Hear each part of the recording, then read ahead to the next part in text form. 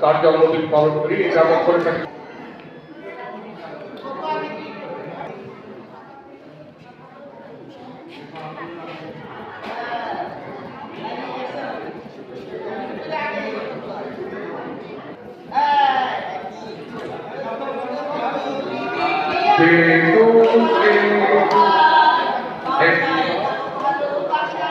দিতে দাও